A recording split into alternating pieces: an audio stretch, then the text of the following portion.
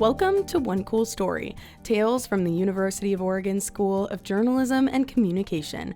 I'm your host, Julia Bobach, and in this episode, senior journalism student Leo Heffron sits down with Martha Tejeda, an international PhD student from Juarez, Mexico. She talks about why she's studying narco culture and fandoms, and how travel and community have shaped her journey from Texas Tech to Oregon and beyond. Hi, Martha. Thanks so much for being here. Of course. Thank you for having me. I'm really excited. It's been a while since we first met, back when you were my GE for the last ever Gateway. Yeah.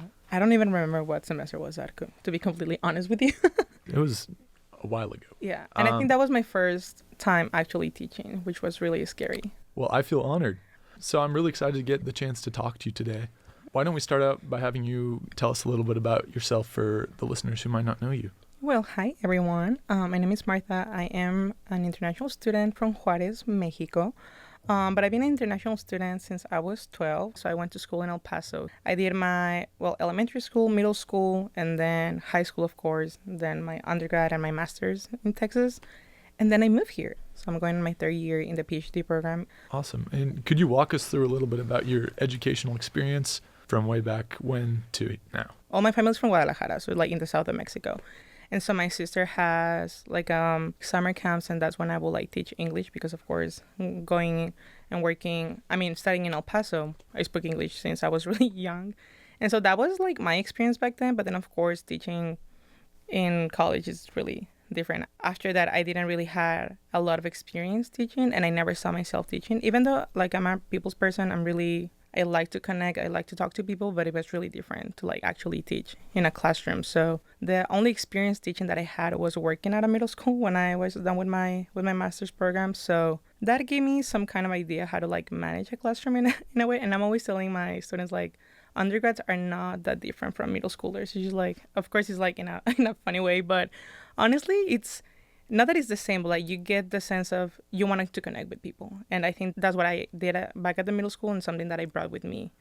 And how did your education shape you wanting to educate people at your undergrad and before then? So I went to a small HBCU in Texas. That's where I got my undergrad. And I was, the minority within the minority. I was the only Mexican or Latina student in a classroom full of Black students, a Black professor learning about Black history, a Black cinema, because I got my bachelor's in mass communications as well. And so just learning from other communities and the struggles that they go through, but then also connecting and relating to that community as well and what we all go through just as humans. And then I went to Texas Tech. It was more diverse. It was so big. You get to meet a lot of people, and that's some of the best experiences and the most beautiful moments that I have had in my life because you really learn from other cultures and other people. Well, that's an awesome thing to bring with you as you teach and spread knowledge. I remember when I had you as my GE in Gateway, you were studying fandoms and specifically K-pop fandoms. Could you talk a bit about what got you into that and where you are on your journey with that now? Yeah, well, it hasn't changed that much, but it was really funny because I finished my undergrad during COVID, so my senior year was not like everyone else's. My school shut down. And it's funny because the day that I got the email that I got accepted to Texas Tech for my master's, that's the day we were told that the school was going to close down, or we were going online. And so I couldn't go home for 9 months after that. So it was really tough just being by myself. I don't have any family here in the States. Everyone is back home in Mexico. And so after that, I went to Texas Tech. And I couldn't go home for Christmas that first year that I moved to Texas Tech. So it was really hard because I value my family a lot. Christmas being home, it's one of the best things. I don't mind not going home any other holiday, but for me, Christmas is everything. And so not being able to go was really hard. Mm-hmm. And that's it. The moment that BTS, the K-pop group, was getting really big and they were, releasing music. But then I went to California with some family members. So that's when I started getting into them. And I feel being a fan, because that's my research, my fan and fandom studies, being able to connect with an artist that you like or a movie or anything, it's really meaningful and it can be something really beautiful. Of course, there's always the line between a good fan or going beyond what you're supposed to do as a fan, and like the toxic things that, or the negative things that happen within fandoms. But to me, it was really nice to like not feel alone in a sense, and have the music, and they have a lot of funny videos, and that's what got me into them. So when I went to like working on my capstone project, that's what they call it, and so I was like, okay, I want to answer why it was really meaningful to me, you know, as a Mexican. Because I'm in the States, it's really different when you consume music, when you consume media. Let's say for me as a Mexican in the US, it's really easy to get that, like the access to media like that, but then it's really different in Mexico. So I wanted to answer, how do Spanish-speaking people become fans of K-pop? But then again, I am a Disney fan. I'm a Disney girl to my core, and that's another area that I have been doing research on as well. But it's more on a personal level, I guess. I think it's a beautiful thing to be a fan, like I said. So that's what I wanted to answer when it comes to the K-pop fandoms. You just touched on Disney. Does that play into your now PhD, which is focused on media studies? Yeah, I think something that I really like and something that I value about the department and, you know, the way it's set up is that I can do my research on one thing but still keep working on other projects. And so, yeah, like I will never not do something about Disney. I think there's always something new. But it's not so much because I am a fan, but because I see what the industry is. You know, I grew up consuming a lot of Disney movies and a lot of animated movies, of course, from different companies. Then again, it comes the personal aspect of doing that research. But then because you grew up watching it for such a long time, you see how the industry had changed and you see how everything is being shaped. That's what I'm currently doing. But then I've been doing research on narco culture, which is it's so different when I tell people that it's like, what are you talking about? Yeah. Because it's really, I mean, there's a lot of narco culture, but I don't think there's a lot of research done in the way that I want to do it, connected to fandoms. So yeah, it's really interesting when I tell people that I'm doing narco culture and they see me all like, well, you talk about fandoms and Disney and all these. Well, it's good that you're passionate about the things you love, and then you're able to study them. Yeah, it's something that I always tell students as well, and even when I was working at the middle school, you know, I have never written a paper about something that I don't like, about something that I don't find interesting, or even because I have taken courses outside of the department, and, you know, anthropology and sociology, I have always connected, or I have done my papers on things that I'm passionate about it, but also things that have guided my research. And so it's really important to find professors that help you navigate that as well, and not only tell you, well, this is what you're supposed to do, and you know. So of course there's a lot of different professors, don't get me wrong, and they all have their different teaching styles, but I have been really fortunate to find professors that allow me to explore other things within, you know, anthropology and sociology, but still connected to media. So that's been really helpful for sure. Yeah, that's a super refreshing take on academia, only focusing on the things that you want to write about instead of the things you're forced to write about. Yeah, no, because that happened in one class when I was back in my master's, and I was suffering because the topic was nothing what I was doing. It was a challenge, and of course it helps you get out of your comfort zone and really explore other and read about other things. But yeah, not gonna lie to you, it can be really tough. I know from firsthand experience that you can be writing about stuff that's super boring, but you got to do it. You need your grade. And then I know from our meeting prior to this that your brothers had told you that if there was a PhD for Disney movies or knowing Disney movies or movies in general, that you would have it. Yeah. So could you talk a little bit about that and tell that story?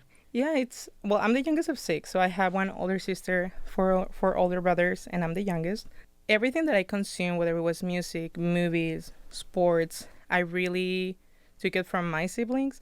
I always say that anything they consume, I was like a little sponge. So I will just like soak everything in. And, you know, I grew up watching The Lord of the Rings, listen to Metallica, like all these different things, and not to be like different and unique or whatever, but it was really what my brothers grew up watching. So that's what I always tell people. For example, I didn't grow up watching Star Wars because my brothers did not consume Star Wars like that. But I grew up watching The Lord of the Rings, and we like some of the best memories that I have growing up is just watching Hey Arnold and, you know, Nickelodeon.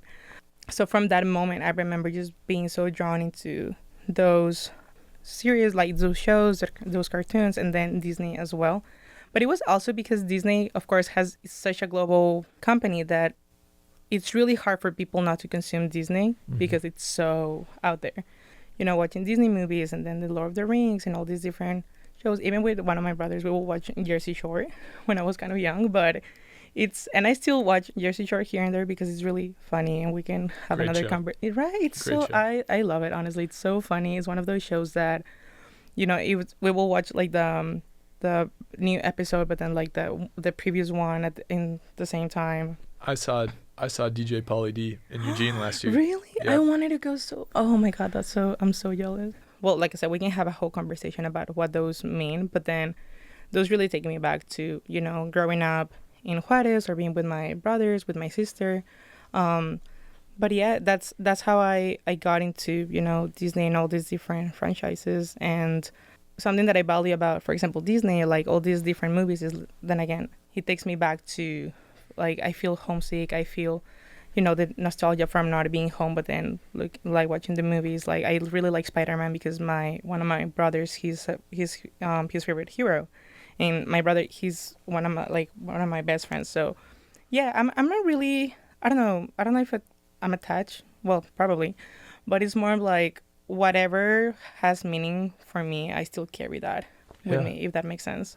Going back to narco culture, how did that like affect you growing up as a child, and did that influence yourself into? Yeah, I think, you know, there's a lot of course, there's a root to what narco culture is, right? In different countries and in different social contexts, but I didn't consume listening to corridos, which is like the genre that a lot of people associate with narco culture. First, like I said, it was not as popular as it is right now, or like the way the media has shaped narco culture has been really different from when I was younger. Of course, you see a lot of things in your own country, you know, a lot of social issues and violence and all these different things. Thank God I was never super close in that, like nothing ever happened to me or my family, but at the same time, you grew up watching all of that. Yeah. And so nowadays we can have a conversation of what that means in different countries because it's everywhere. But the way that I want to approach it with narco culture and fandoms, is there a narco culture fandom? Because we can talk about people listening to the music and, you know, consuming narcos or Pablo Escobar and all these different shows, right? But it's not only about Latin America, because we have like Breaking Bad, it's a narco show. If we want to, like Ozark, it's a narco show, you know. Of course, it's different aesthetic, it's different geographical context, but at the same time, it's still narco culture. And so we know that we have fandoms, we have conventions, people go and talk to, you know, the fans and sign autographs and whatnot.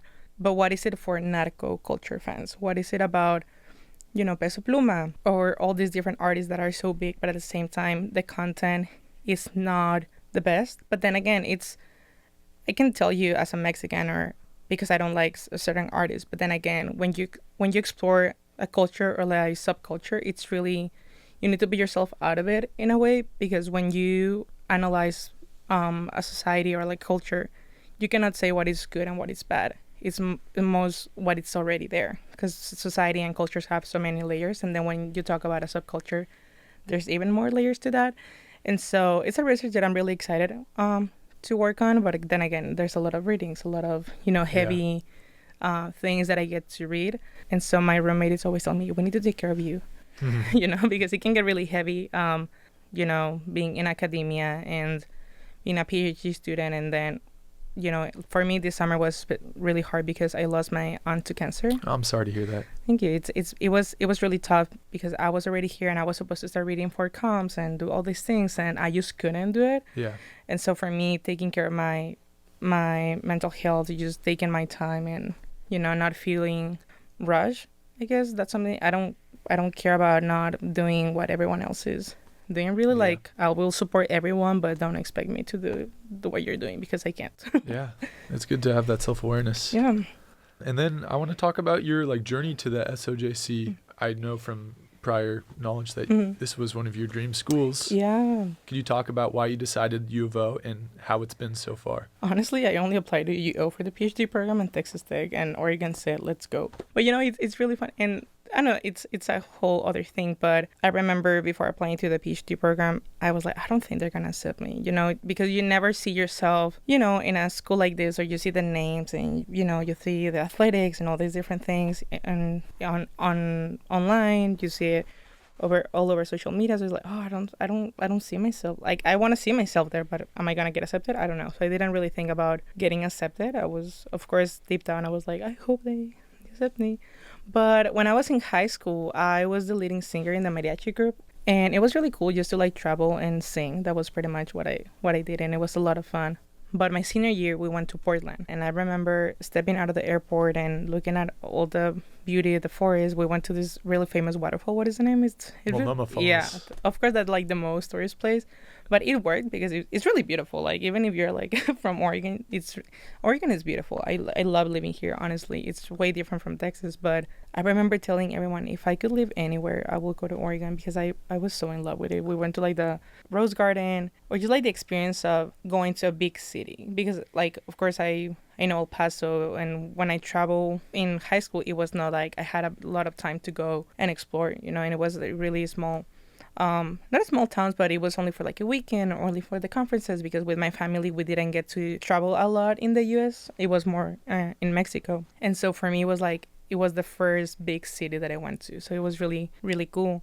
And then I didn't really think about applying when I was in high school, because I had already gotten my scholarship to go to my undergrad. And then for my master's, I wanted to, but then it happened during COVID. Everything was so rushed that I didn't even think about applying, because I was like, okay, I'd rather stay in Texas, that is closer to my family, than go to Oregon. So I didn't apply, but I wanted to, but I knew that it was the best. And I had a great time in Texas. I missed Texas Tech. I missed my friends. I had amazing memories there. Then for the PhD, I was gonna finish working at the middle school, and I was doing a lot of social media and communications things with the school. And then I was like, okay, let me see if I can apply to Oregon. And that's what I did. But then it was, as a student, you pay a lot of fees, and, as an international student, you pay a little bit more sometimes. So I didn't have the means to apply to a lot of different universities. And so I said, okay, I'm just going to go for Oregon and Texas Tech. And I got accepted here. And I had the interview with Bryce Newell. And we talked about it. And then I got accepted. And when I saw him, I was like, thank you for accepting me. Because he was like in the committee for that. And it's funny because I accepted right away. As soon as I got the email, I accepted the offer. And then they invited me to come over and visit. So that's what I did. And it was funny because Amy will be like, oh, so I don't need to convince you to come, right? Like, I'm coming, girl. Like, I don't have any other schools to to apply to. I want to go there. I want to move. And it's been great. I think Oregon has given me, and especially, living here and living in Eugene has given me a lot of independence. And it's something that I really value, having the resources and just having and it's really different. A lot of people have opinions, but I really like living here. So yeah, it's been a journey, but it all started in high school, and a lot of people were like, oh, you manifested going to Oregon. I'm like, apparently I did, but I didn't think about it too much, like after I went to, when I went to Portland, and then during high school and everything, because I didn't know what I was going to do. Like, I was going to go to China after my undergrad to be an English and Spanish teacher, but then I ended up going to Texas Tech. And so it's been an interesting journey for sure. So obviously you came here a lot for the nature and the beauty of it. And could you talk a little bit about the programs that attracted you to come to U of O? Yeah, no, something that I really like about the program, it's that, of course, there's research that you have to do, as a PhD student, but then the flexibility to do other things. Gabriela Martinez teaches this class on documentaries, but then as a grad student, you can take the course and you can work on that. And so I wanted to find a program that had those opportunities to just have different things outside of research, because like I said, I like what I'm doing. I love doing research. I love, reading, writing. It's a little bit hard, not gonna lie, but just like getting to the research is really cool. But at the same time, I didn't get a lot of hands-on experience in media when I was in undergrad, because my school was such a small school and we didn't have like a radio station. It is what it is. So, we had the radio station, but then again, it was not working at the time. And so I didn't have a lot of experience on like podcasts, or I love writing. I consider myself a good writer. I was like a theater, well, I took like a theater class and different things like that. And that was the only experience that I got. But then for my master's, I didn't have a lot of time to explore the programs that were there. And when I started doing research on the school, and, I went on like on Instagram and saw all the different clubs and all the different things. And I know that it's not for grad students per se, because it's, of course, more tailored to undergrads, but I've been really fortunate to know friends and, people outside of the department. Like some of my best friends are also undergrads, or like they graduated already.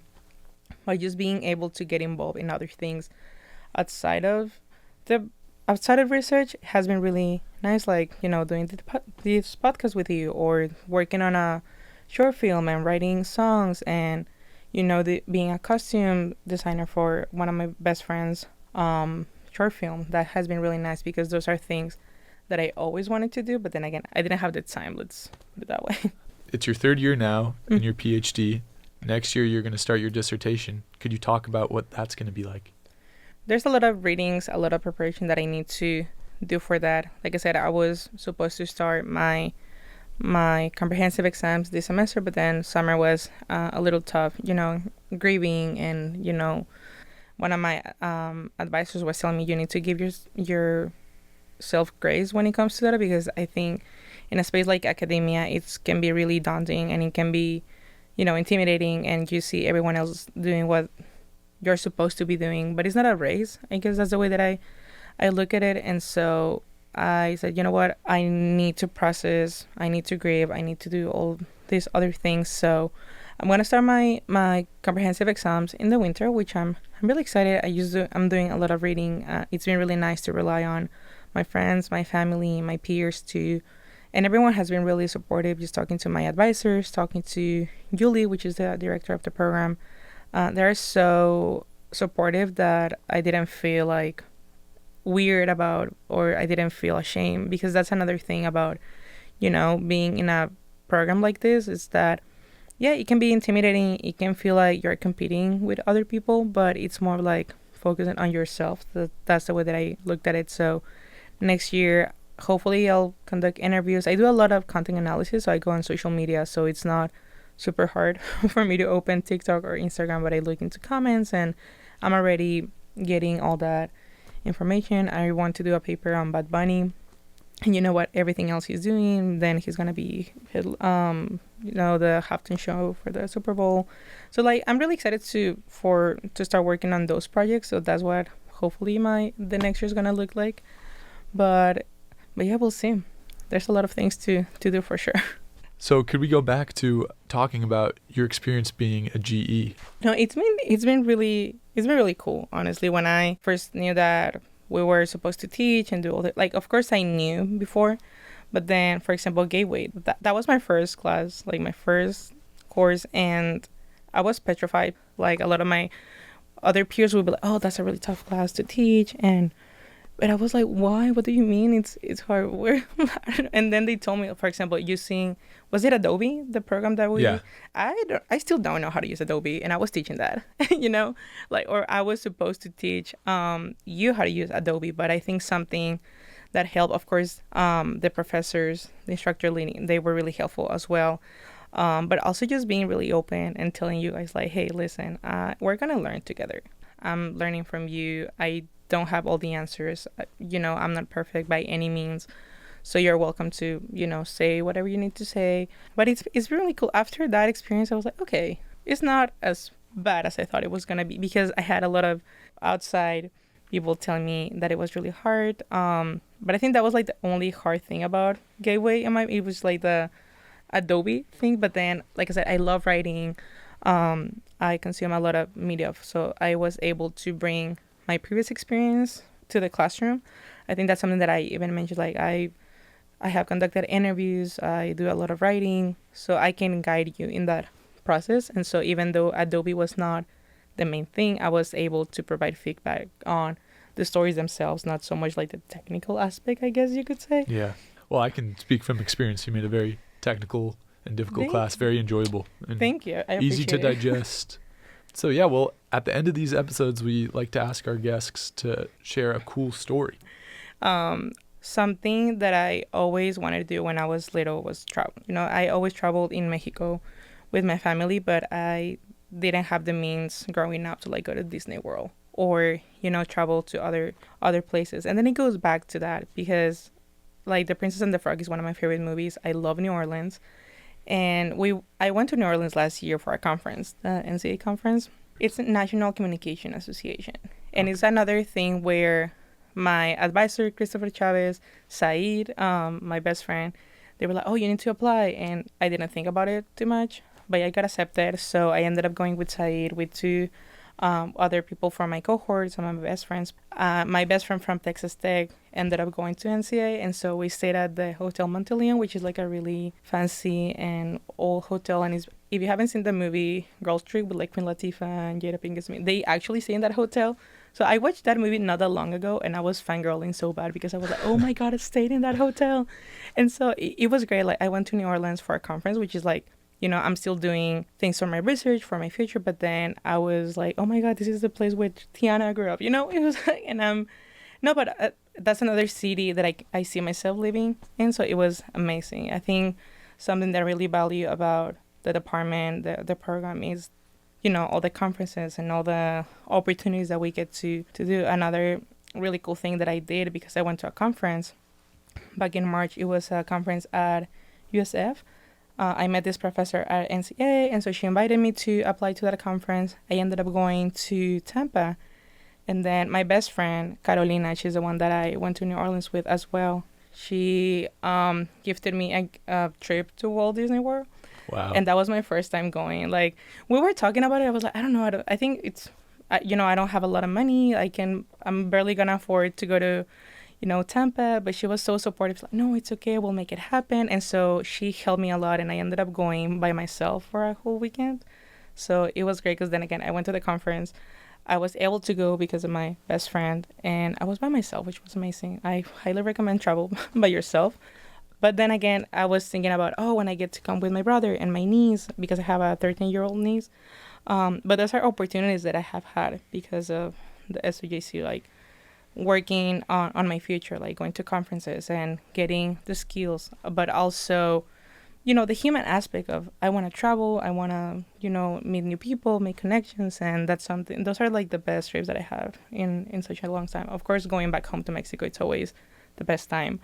But going to places for the first time and then with your best friends and doing something with school, that's something that my friend will tell me, that's the cool thing about the PhD program. You get to travel, you get to do all these great things. So that's what I've been doing. So it's been really nice. What a great full circle story from, trying to study media communications and stuff like that. And then ending up going to Disney, which was your childhood dream. Yeah, and that's another thing. I'm going to write a paper on my experience because then I was doing research as well, as it's really cool because you get to, I do a lot of ethnography and content analysis and all these different methods, but then I was really doing research on what it meant to family, what it meant to myself. So I'm writing a paper on that. So hopefully I'll present it at a conference. You never know. But that's a cool thing about, your experiences can be your research. So that's really cool as awesome. Well.